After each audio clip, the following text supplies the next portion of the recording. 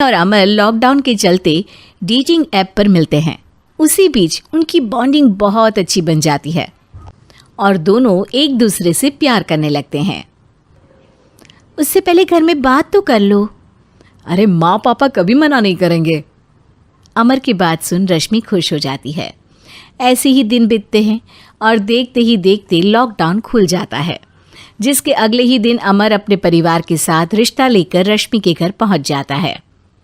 अभी लॉकडाउन खुला ही है और कोरोना तो ख़त्म भी नहीं हुआ, इसलिए ज़्यादा कुछ ना करके अगले कुछ दिनों में छोटे फंक्शन के साथ शादी कर लेते हैं।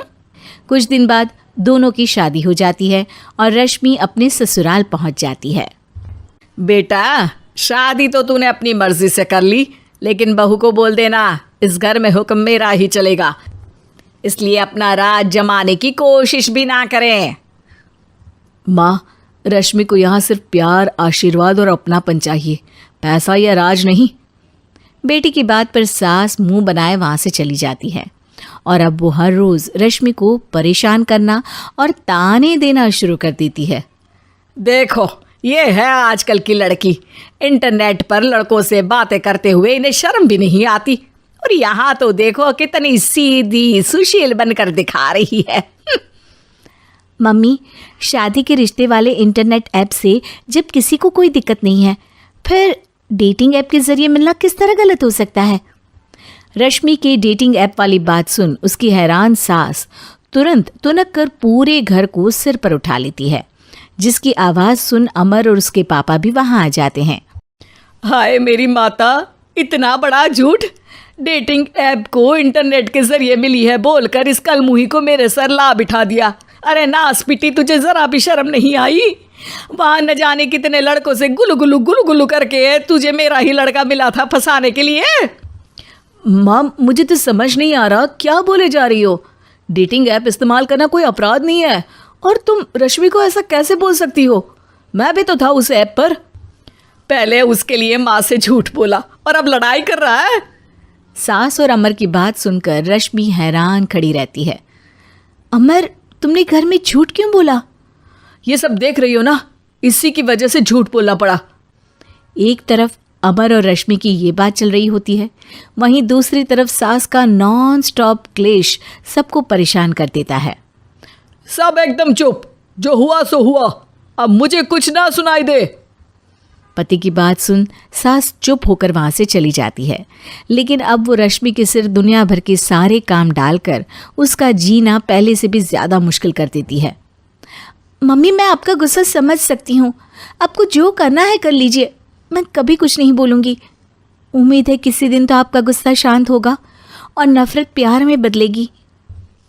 रश्मि की अच्छाई को उसका नाटक समझकर सास गुस्से के 7वें आसमान पर चढ़ जाती है और उसी शाम रश्मि को नीचा दिखाने के लिए अपनी सहेलियों को घर बुलाकर उसकी बुराइयां करने लगती है। अरे कौशल्या, क्या बताऊं, आजकल के बच्चे ना बहुत एडवांस हो गए हैं। पहले रिश्ते घर परिवार वाले सब देख परख के कराते थे, और अब ये लोग खुद न जाने कहाँ कहाँ मिलकर खुद ही सब कुछ पक्का करके हमें बता देते हैं। लड़की का कैसा दिन धर्म, कैसा ईमान, कैसा चरित्र कुछ नहीं पता, बस प्यार किया और घर लाकर बिठा देते हैं। अरे ऐसा क्यों बोलती हो?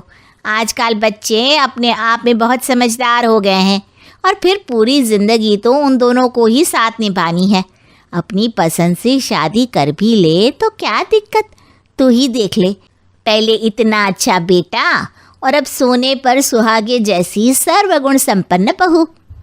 और पता है, अभी कुछ दिन पहले मेरी बेटी ने मुझे डेटिंग ऐप के बारे में बताया, जहाँ लड़का लड़की अपनी पसंद से अपने आप एक दूसरे को चुन लेते हैं, और फिर अगर सब सही रहता है तो बात आगे भी बढ़ जाती है। अरे इसमें इतना खुश होकर क्या बता रही हो? ये तो गलत है।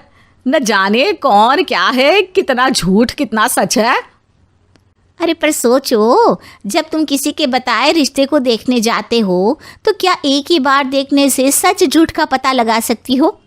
ज़रूरी नहीं कि बच्चों का लिया फैसला हमेशा गलत हो। अरे बहुत बार हमसे भी तो गलत फैसले होते हैं ना। अच्छे बुरे लोग तो हर जगह मिल सकते हैं, फिर इसमें सिर्फ बच्चे ही गलत कैसे?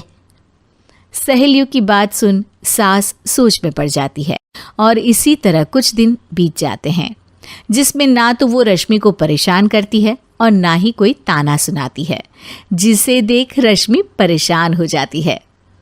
मम्मी, आपकी तबीयत तो ठीक है ना? कुछ दिनों से देख रही हूँ आप मुझे कुछ बोलती ही नहीं। तो मेरा परेशान करना ज्यादा अच्छा लगता है क्या?